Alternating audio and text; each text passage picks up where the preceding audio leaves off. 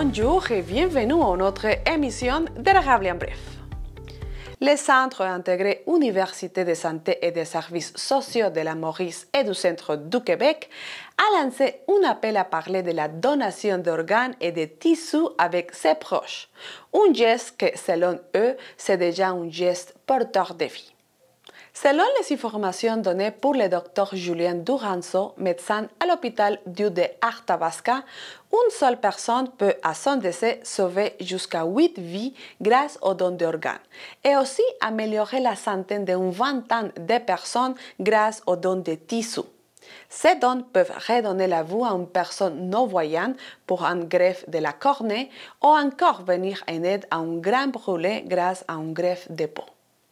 L'important de réfléchir aux dons d'organes avant de mourir, c'est que lors d'un décès, les équipes médicales consultent les proches pour confirmer les volontés de la personne décédée. Si ces dernières sont connues, cela peut considérablement alléger la prise de décision pour la famille dans un moment déjà chargé d'émotions. Plusieurs témoignent du réconfort trouvé dans le fait que leurs proches aient pu sauver ou transformer des vies malgré la perte. C'est très important de parler de dons d'organes parce que chaque année, on a un besoin de dons d'organes qui est grandissant et vraiment, on change la vie des gens. C'est important d'en parler pour faire de la sensibilisation auprès de la population sur l'importance et sur l'importance d'en parler auprès de ses proches pour qu'ils soient au courant de nos désirs si jamais il nous arrivait un accident puis qu'on en vient à pouvoir donner nos organes. On parle aussi des tissus. Qu'est-ce que ça veut dire? Absolument. Bien, lors d'un don d'organes, lors d'un décès, il y a différents tissus qu'on peut donner, en plus des organes qu'on connaît, les organes, le cœur, le rein, les poumons, sont le pancréas, le foie, ce sont les organes principaux, mais on peut donner plusieurs autres tissus. On peut donner la peau, on peut donner la cornée, on peut donner certains tendons, on peut donner parfois des os, des valves cardiaques, parfois des artères, des veines. Alors, il y a plusieurs autres tissus qui sont aussi disponibles pour les dons. Même s'il n'y a pas on va parler pas de statistiques, mais quels sont les principaux organes que c'est important que les gens donnent? Oui.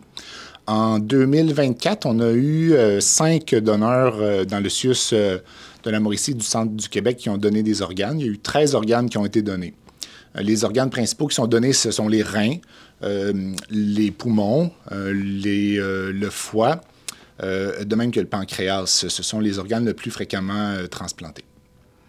Et comment c'est le processus au moment que la personne meurt? Est-ce que la personne doit laisser une autorisation ou ce sont les familiers qui peuvent décider si il va y avoir une donation d'organes?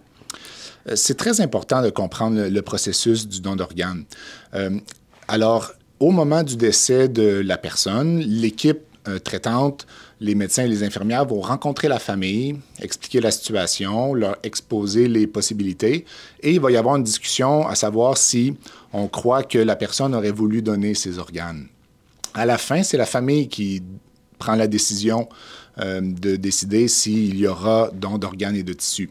C'est là l'importance d'en parler pendant son vivant avec les membres de sa famille, ses proches, expliquer qu'est-ce qu'on veut, nos croyances, de manière à ce que lorsque l'accident arrive, à ce moment-là, la famille puisse dire vraiment qu'est-ce qu'on aurait voulu, qu'est-ce qu'on pense à l'équipe traitante. Donc, c'est la famille qui a le dernier mot dans une situation comme celle-là, oui. Bon, pour les personnes qui regardent, quelle est l'importance de la donation d'organes au niveau d'aider aux autres? C'est très important. Les gens qui reçoivent un organe, ça change complètement leur vie. Les gens qui sont en attente d'organes, qui ont des problèmes de santé sévères, par exemple l'insuffisance rénale, ce sont des gens qui sont sous dialyse. La dialyse, ce sont des traitements de 4 heures par jour, 3 jours par semaine. Alors, on comprend que pour les gens, ça a des répercussions sur leur vie, sur leur niveau de fonction, sur leur travail qui est très, très important. Les gens qui ont une insuffisance cardiaque ou une insuffisance des problèmes de cœur ou de poumon, ce sont des gens qui ont des qualités de vie qui sont extrêmement diminuées. Souvent, ils sont presque plus capables d'avoir d'activité. Ils sont parfois cloués à leur maison, incapables de travailler. Alors, quand ils reçoivent un organe, ils redeviennent fonctionnels pour leur qualité de vie. Ça change complètement tout. Puis, en plus, souvent, ce sont des gens qui sont en mesure de retourner sur le marché du travail. Alors, ça compte des répercussions aussi financières à la société qui sont importantes, là. Est-ce que tout le monde peut donner d'organes ou quelles sont les conditions? Est-ce qu'il y a quelques maladies qui empêchent les personnes à donner les organes? Il y a certains problèmes de santé qui font en sorte que certains organes ne pourront pas être transplantés. Il y en a plusieurs, c'est complexe. Mais le plus souvent, on va être en mesure de donner soit des organes, soit des tissus. Alors, je dirais l'équipe traitante va évaluer chacun des organes selon la condition de l'organe, la cause du décès, les autres problèmes de santé. Mais c'est vraiment du cas par cas. L'équipe va évaluer le patient. Souvent, on est capable de faire soit du don d'organes ou du don de tissus minimalement chez la majorité des patients. Quels sont les mythes ou les fausses croyances sur la donation d'organes? Ouais. Je dirais que une des choses qu'il faut vraiment bien comprendre, c'est le processus qui mène au don d'organes. C'est vraiment la famille au moment du décès. Ce que ça fait en sorte que de là l'importance d'en parler de son vivant. Parce que même si les gens avaient en eux le désir de faire un don d'organes au moment de leur décès, si ça n'a pas bien été communiqué à leur famille, à ce moment-là, il se pourrait que la famille ne respecte pas ce désir-là et qu'on ne puisse pas procéder avec le don d'organes. Ensuite, au moment du don d'organes, il y a différentes visions de ce processus-là qui existe. L'important, c'est qu'on prend vraiment le temps avec la famille de discuter du processus, ce que ça implique, le deuil qu'ils vont être capables de vivre malgré tout, l'accompagnement qu'ils vont avoir dans cette situation-là. Puis, comme pour tous les autres services, tous les autres soins qu'on donne, on est là pour accompagner les familles.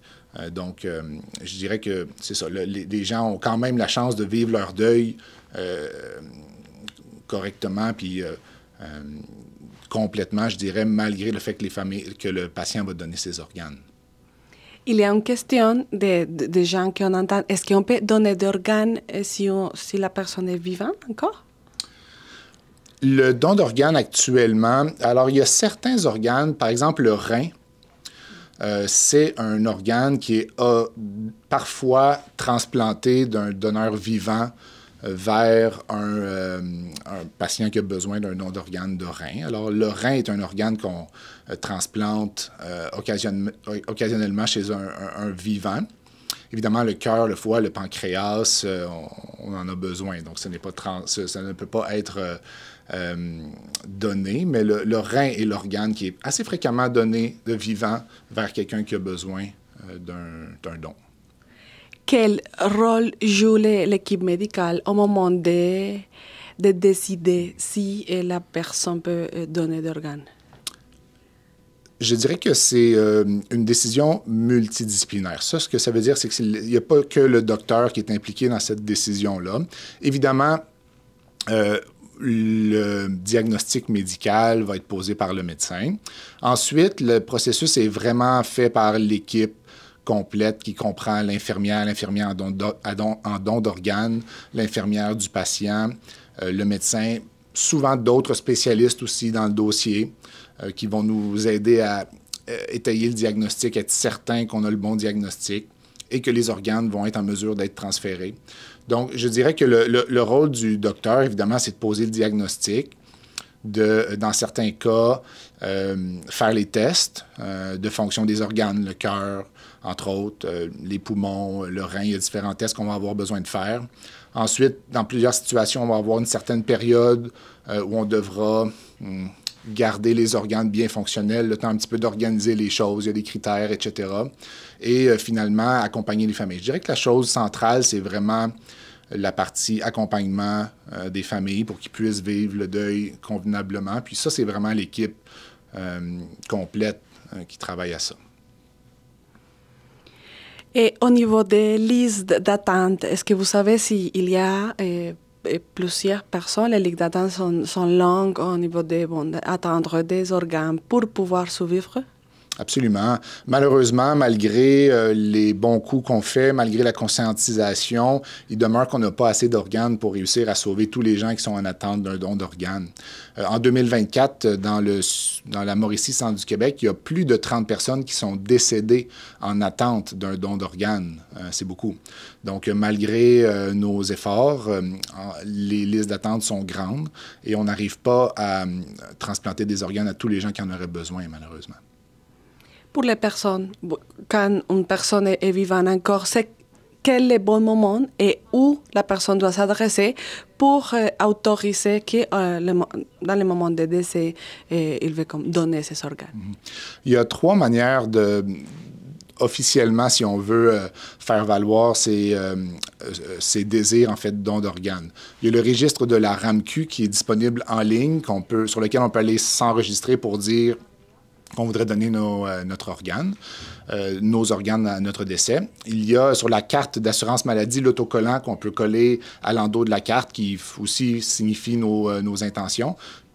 On peut aussi s'inscrire auprès du registraire de la Chambre des notaires du Québec. C'est le 3e endroit où on peut s'inscrire pour faire valoir ses intentions en fait don d'organes. Aussi pour la sensibilisation au niveau plus humain et social. Et quelles sont les émotions ou les réactions que vous voyez des familles qui ont un membre, un membre de la famille qui peut recevoir un organe? C'est vraiment la partie la plus importante, je dirais, parce que ces situations où les gens peuvent donner leurs organes, ce sont souvent des catastrophes. Ce sont des situations où le membre de la famille décède le plus souvent dans des contextes difficiles, dans des contextes inattendus, si on veut.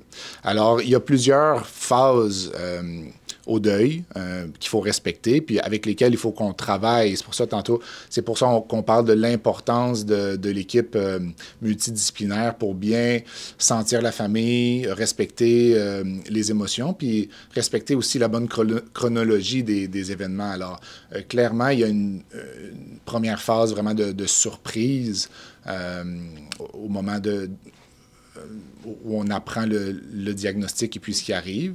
Par la suite, l'équipe essaie de rentrer avec la famille et de les faire cheminer graduellement, tout en respectant ce qu'ils veulent, puisque c'est la famille, à la fin, qui a la décision sur le don d'organes. Mais je dirais que, évidemment, la surprise, ensuite, la tristesse, éventuellement l'acceptation, mais c'est difficile parce que ça se passe en quelques jours, souvent même en quelques heures, la décision doit être prise, si bien que l'acceptation du deuil, souvent, va prendre beaucoup plus longtemps que ça. Donc oui, ce sont des émotions, c'est quelque chose avec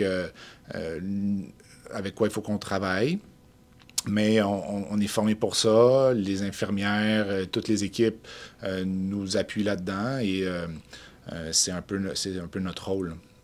Et pour les familles qui reçoivent les organes? C'est vraiment un grand cadeau du ciel quand on reçoit l'organe, surtout sachant les statistiques, sachant que ce n'est pas tous les gens en attente qui recevront un organe.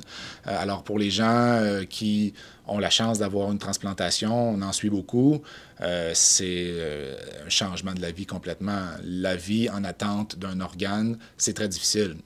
On est extrêmement limité physiquement, socialement aussi. Souvent, les gens vont être isolés pour différentes raisons, si bien que on voit les gens carrément changer de vie à tous les niveaux, au niveau physique, au niveau social, au niveau mental. Alors absolument, c'est un cadeau inestimable. Docteur Duranzo, quelles sont les statistiques que vous avez les plus récentes sur les donations d'organes ici dans la région? Dans la région de la Mauricie, centre du Québec, en 2024, on a eu la chance d'avoir plusieurs dons d'organes. On a 5 patients qui ont donné leurs organes. On a un total de 13 organes qui ont pu être donnés en 2024.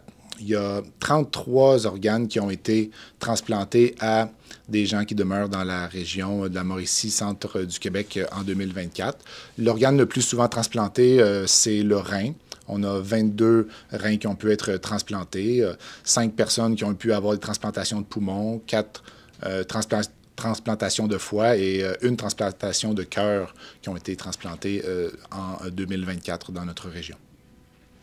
On sait que le processus c'est long, mais justement, quel est le rôle qui joue l'hôpital du Arthabasca dans la donation d'organes de la région? Actuellement, le rôle de l'hôpital, c'est principalement un rôle d'identification des patients qui seraient des donneurs potentiels. Alors, notre rôle, c'est vraiment, l'objectif, c'est d'identifier 100% des patients qui pourraient avoir la possibilité de donner leur organe. Par la suite, il y a un processus qui est enclenché et les patients sont transférés en vue de leur don d'organes dans un de nos centres partenaires, soit à Québec ou à Montréal, pour poursuivre le processus jusqu'au don d'organes. Docteur Dorançon, merci beaucoup pour toute l'information. Ça fait plaisir. Bonne journée.